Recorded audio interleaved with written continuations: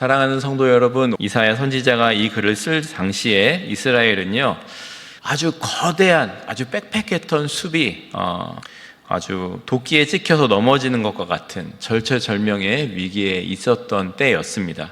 아수르라는 거대한 제국이 폭풍처럼 일어나서 몰아쳤고요.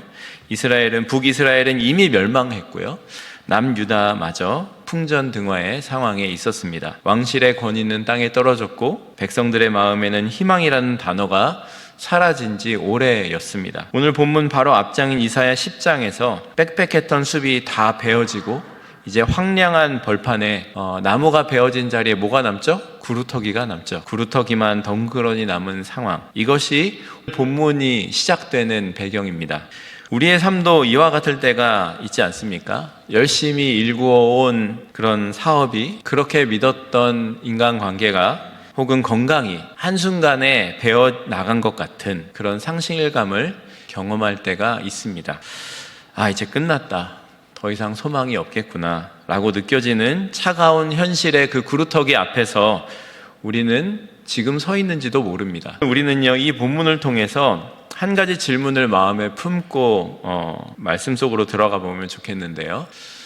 과연 생명이 끊어진 것 같은 차가운 구루터기에서 다시 생명의 꽃이, 생명의 나무가 자라나갈 수 있을까요? 우리의 무너진 삶에도 진정한 평화의 나라는 다시 세워질 수 있을까요? 이 질문을 붙들고 주시는 하나님의 약속 안으로 한번 들어가 보도록 하겠습니다. 여러분, 본문 1절을 한번 읽어보겠습니다. 이새의 줄기에서 한 싹이 나며 그 뿌리에서 한 가지가 나서 결실할 것이요. 여기서 아주 독특한 표현을 발견하는데요. 이사야는요, 다윗의 자손이 올 것이라고 예언을 하고 있습니다. 그러면서 다윗의 줄기라고 하지 않고 뭐라고 표현하죠? 이새의 줄기에서 난대요. 히브리어로 이 줄기라는 단어는요, 계자라는 단어를 쓰는데요, 살아있는 나무의 줄기가 아니라 그 나무가 베어지고 남은 그 구루터기를 뜻합니다. 화려했던 그 다윗 왕조의 영광이 다 사라지고 다윗의 아버지였던 이새의 이름을 다시 꺼내면서 베들레헴의 이름 없는 그 시골의 농부의 가문으로 돌아간 아주 비천한 상태를 보여주고 있습니다. 그러나 하나님께서는요, 바로 그 죽은 것 같은 그 구루터기에 한 가지를 내시겠다, 이렇게 말씀을 하십니다. 여기서 이 가지라는 단어는 네체르라는 단어를 쓰는데요, 이 네체르는 새로 나온 가지를 뜻합니다. 가장 낮고 비천한 곳, 아무도 주목하지 않는 절망의 자리에서 하나님은 구원의 역사를, 구원의 싹을 틔우셨음을 보여주고 있는 말씀이 이사야서 말씀입니다. 우리는요, 이 모습을 성경 속에서 보면 예수님의 탄생에서 그대로 목격을 하게 됩니다. 예수님께서는요, 로마의 화려한 궁전이나 예루살렘의 고귀한 제사장 가문에서 태어난 것이 아니셨습니다. 냄새나는 마구간에 짐승의 먹이통인 구유에, 그리고 가난한 목수의 가정에서 태어나셨습니다. 세상의 눈으로 볼 때 이거는 이새의 줄기라는 이 말처럼 가장 가난하고 보잘것없는, 초라하기 짝이 없는 그런 시작이었던 겁니다. 그러나 하나님께서는요, 그 가장 낮은 자리, 생명이 없을 것 같은 그 구루터기에서 온 인류를 구원할 생명의 싹을 틔우시고 계십니다. 여러분, 혹시 지금 여러분의 상황이 이새의 구루터기 같다고 느끼고 계시지는 않습니까? 우리가 한 해를 마무리하는 이 시점에서 내년의 계획을 세울 기력조차 없고 당장 무너질 것들을 수습하기에 급급한 마음이 있으신 분들이 있을지도 모르겠습니다. 직장에서의 위치가 예전 같지 않아서 위축이 된다거나, 가정 안에서 부모로서 또 배우자로서 권위가 무너져 내린 것 같은 참담함을 느낄 때가 있을 것입니다. 내가 전에는 이러지 않았는데, 왕년에는 이러지 않았는데, 그러면서 화려했던 다윗 때의 추억을 하지만 현실의 내 모습은 초라한 이새의 구루터기만 남은 것 같은 그런 현실 앞에 괴로울 때가 있을 것입니다. 그러나 여러분, 기억하시기 바랍니다. 내가 완전히 베어져서 넘어졌다고 느끼는 바로 그 순간, 나의 힘과 자랑이 모두 사라진 그 구루터기의 자리가 바로 하나님께서 일하시는 시작점이라는 것을 꼭 기억하시기 바랍니다. 내 힘이 빠진 그 자리에서 주님께서는 소망의 싹을 틔우십니다. 내가 낮아진 곳은요, 거기가 끝이 아니고요, 하나님의 새로운 시작이 거기서 시작된다는 것을 꼭 기억하시기 바랍니다. 그렇다면 이 절망의 구루터기에서 피어난 그 새로운 왕 예수 그리스도는 어떤 분이시기 때문에 우리에게 소망이 되실까요? 세상의 통치자와는 전혀 다른 그분의 성품을 2절에서 발견할 수가 있습니다. 2절 한번 읽겠습니다. 시작. 그의 위에 여호와의 영 곧 지혜와 총명의 영이요 모략과 재능의 영이요 강림하시리니.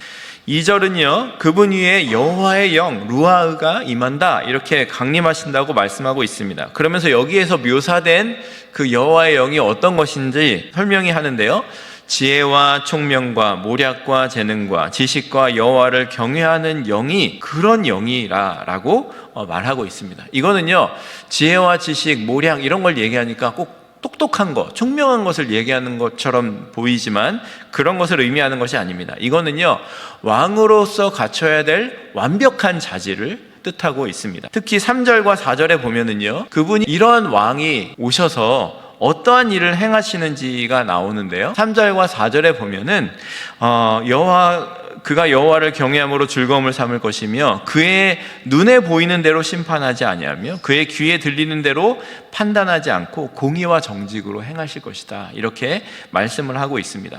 눈에 보이는 대로 심판하지 않고 귀에 들리는 대로 판단하지 않는다. 세상의 왕들은요, 눈에 보이는 것, 들리는 소문으로 판단을 하는 경우도 많겠습니다. 그러나 메시아이신 예수님께서는 성령의 능력으로 사람의 중심을 꿰뚫어 보시며 정의와 공의로 다스리시는 분이라는 것을 말씀하고 있습니다. 공의롭고 정직한 평등한 그 사회, 이스라엘 백성들이 그렇게 꿈꾸던 그 나라가 이분을 통해서 이루어진다는 것을,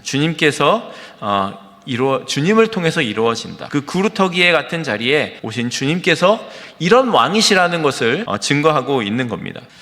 여러분, 이 그림이 무슨 그림인지 아십니까? 어떤 두 여인이 서로 한 아이를 두고 내 아이라고 싸우며 솔로몬 앞에 온 겁니다. 그때 솔로몬이 하나님의 지혜로 숨겨진 모성애를 찾아내서 판결했던 것을 여러분 기억하실 겁니다. 이거는 장차 오실 예수님의 그림자, 그 지혜의 모습이라고 할 수 있겠습니다. 이 사진은 뭔 사진인지 아십니까? 가늠하다 잡힌 여인이었습니다. 많은 사람들이 이 여인을 예수님 앞으로 끌고 와서 돌을 들고 이 여인을 돌로 쳐 죽이려고 했습니다. 그때 쏟아지는 사람들의 그 정죄, 이 보이는 판단을 예수님께서 뭐라고 하십니까? 너희 중에 죄 없는 자가 돌로 치라. 사람들이 하나둘 돌을 내려놓고 돌아갔습니다. 그리고 남은 그 여인, 그녀의 영혼 깊은 곳의 수치와 죄를 보시면서 예수님께서 이렇게 말씀하셨습니다. 나도 너를 정죄하지 않으니 다시는 죄를 범하지 말라. 그러면서 그 여인이 돌아가게 됩니다. 예수님께서는요, 오셔서 참된 공의와 사랑의 판결들을 내리신 것을 몸소 보여주셨습니다. 이사야에 예언되었던 모습이 예수님을 통해서 이루어지고 있는 것을 보았습니다. 가장 낮은 자리에 오셨던 그분이 메시아로서 어떠한 분이라는 것을 우리에게 보여주셨던 것입니다. 이제 이 시선을 우리의 삶의 자리로 한번 돌려보면 좋겠습니다. 여러분, 우리는요, 얼마나 자주 눈에 보이는 대로, 귀에 들리는 대로 판단하며 살아가고 있습니까? 직장에서 동료의 실수 하나를 보고 저 사람은 저런 사람이야 라고 단정 짓거나, 자녀가 성적이 떨어지거나 또 반항하는 겉모습만 보고 너는 도대체 커서 뭐가 되려고 그러냐 라면서 섣불리 심판의 말을 내뱉곤 합니다. 교회 안에서도 누군가에 대한 떠도는 소문을 들리는 것만을 믿고 그 사람을 멀리하거나 색안경을 끼고 보기도 합니다. 우리의 판단은요, 어떻게 보면은 너무 얄팍하고, 그리고 그로 인해 우리는 서로에게 상처를 주고 상처를 입습니다. 여러분, 대림절은요, 이 땅에 오신 주님이 어떤 분이신지를 깨닫고 그분의 통치를 우리의 삶에 모셔드리는 절기라고 할 수 있겠습니다. 그러니까 우리의 왕 되신 주님은요, 우리의 겉모습만이 아니라 나의 실패한 이력서, 사람들의 평판으로 나를 판단하는 분이 아니시라는 겁니다. 그분은 나의 중심을 아시고 나의 아픔을 이해하시고 공의롭되 자비롭게 나를 다스리시는 분이시라는 겁니다. 이런 주님의 통치 방식을 우리가 묵상할 때 우리도 누군가를 대하는 태도가 달라져야 되지 않을까 생각이 됩니다. 보이는 것으로만 판단하기를 우리가 멈추고 성령님의 도우심을 구하며 상대를 깊이 이해하려는 노력, 그것이 왕 대신 주님을 모신 사람, 그 구루터기에 주님의 싹이 자라난 사람의 모습이 아닌가. 말씀은 그런 생각을 하게 해줍니다. 이렇게 성령으로 충만해서 공의와 정직으로 다스리는 왕이 통치할 때 그럼 그 나라가 어떠한 모습이 될까? 이것이 3번 대지에서 후반 부분에 나오는데요. 제가 이렇게 제목을 줬습니다. 관계의 회복으로 이루어지는 평화의 나라. 6절부터 9절에 보면은요, 이 소위 평화의 나라에 대한 묘사가 나오면서요, 동물들의 모습이 나타나고 있습니다. 6절부터 쭉 보시면은요, 그때 이리가 어린 양과 함께 살며 표범이 어린 염소와 함께 누우며 송아지와 어린 사자가 살찐 짐승이 함께 있어 어린아이에게 끌리며 암소와 곰이 함께 먹으며 그것들의 새끼가 함께 엎드리며 사자가 소처럼 풀을 먹을 것이며 젖 먹는 아이가 독사의 구멍에서 장난하며 젖된 어린아이가 독사의 굴에 손을 넣을 것이라. 이런 모습들, 여기서 묘사되는 이런 모습들에서 중요한 거는요, 단순히 자연 생태계가 이렇게 변화된다는 것을 말하는 것이 중요한 점이 포인트가 아닙니다. 성경에서요, 이리, 표범, 사자, 독사는요, 종종 약자를 탈취하고 해치는 악한 세력이나 인간의 악한 어떤 포악한 본성을 뜻합니다. 그리고 반면에 어린 양, 염소, 송아지, 젖된 어린아이, 이런 단어는 연약한 자들을 상징하는 것입니다. 즉 메시아께서 오셔서 통치하시게 되는 나라는 해됨도 없고 상함도 없는 완전한 관계의 회복이 일어나는 나라라는 것을 뜻하는 것입니다. 9절에 나오는 말씀에 보면 내가 거룩한 산 모든 곳에서 해됨도 없고 상함도 없을 것이니 이는 물이 바다를 덮음같이 여호와를 아는 지식이 세상에 충만할 것입니다. 여호와를 아는 지식이 물이 바다를 덮음같이 세상에 충만할 때 가능한 일이다라는 것을 말씀을 하고 있는데요. 이 말은 뭐냐면은 예수님이 우리 가운데 구루터기 같은 우리 인생 가운데 딱 싹을 틔우시고 자라기 시작하실 때 그분이 어떠한 분인지를 우리가 깨달을 때 그분이 어떻게 우리를 다스리실지를 우리가 깨달을 때 우리 안에는 이러한 회복이 일어나는데요. 바다에 물이 없는 곳이 있어요, 없어요? 없잖아요. 온 곳에 다 퍼지게 되잖아요. 그것처럼 우리의 삶의 자리에 주님을 아는 지식이 다 퍼지게 되면 이러한 일들이 일어나게 될 것이다. 이러한 회복이 일어나게 될 것이다 라는 것을 우리에게 말해주고 있습니다. 성경 속에서요, 이러한 주님이 오신 다음에 이러한 회복이 일어나는 예언의 성취의 모습이 보여지고 있습니다. 그거는요, 초대교회의 모습 속에서 나타납니다. 여러분, 당시에요, 예수님이 오셨을 당시에 유대인과 이방인은요, 이리와 양떼처럼 섞일 수가 없는 사람들이었습니다. 서로를 경멸하는 아주 적대적인 관계였고요. 그 나라에는요, 그냥 지나가지도 않았어요. 그 정도로 섞일 수 없는 적대적 관계에 있었습니다. 주인과 노예도 마찬가지였습니다. 근데 주님께서 오시고 나서 초대교회에 어떠한 일들이 일어났냐면요, 이 유대인과 이방인이 그리고 주인과 노예가 한 자리에서 한 교회를 이루는 모습이 나타나게 되었습니다. 여러분, 예수님의 복음 안에서요, 예수님의 제자들 12제자들도요 함께 식사를 할 수 있는 사람들이 아니에요. 그런데 그 사람들이요 한 식탁에 앉아서 주님의 성찬을 나누었습니다. 어떻게 이런 일이 일어났습니까? 왕이신 예수님이 그 자리에 임하셨을 때 그들 가운데 그런 놀라운 은혜가 일어나게 됐다는 겁니다. 사자 같았던 핍박자 사울이 변해서 양 같은 성도들을 섬기는 바울이 됐잖아요. 어떻게 이런 일이 일어날 수 있을까요? 주님이 오심 가운데 그러한 일이 일어나게 된 겁니다. 성경은요, 이미 신약에서부터 그러한 증거가 이렇게 일어나고 있음을 보여주고 있는 겁니다. 이것이 이사야가 꿈꾸던 평화의 왕이 오셨을 때의 모습이었고요, 그것이 예수님께서 오심으로 실현되었습니다. 그리고 그 예수님의 진짜 마음을 깨닫는 사람들을 통해 이러한 일이 지금도 이 세상에 일어나게 될 것입니다. 여러분, 우리의 삶의 현장은 어떻습니까? 이사야가 말한 그런 맹수와 가축의 동거가 불가능해 보이는 것처럼 우리 주변에도 도저히 함께할 수 없을 것 같은 관계들이 있을지도 모르겠습니다. 직장 상사가 마치 사자처럼 나를 위협하고 으르렁거리는 존재로 느껴질 때가 있을지도 모르겠습니다. 혹은 명절에 만나는 친척들이 가장 사랑해야 할 배우자가 내 마음을 물어뜯는 그런 존재로 느껴질 때도 있을 것입니다. 또 어떤 사람과는 저 사람과는 절대 평화로울 수 없어, 차라리 안 보고 사는 게 평화야 라고 생각하면서 마음에 담을 쌓을지도 모릅니다. 우리는 이것을 평화라고 부를 수 있을까요?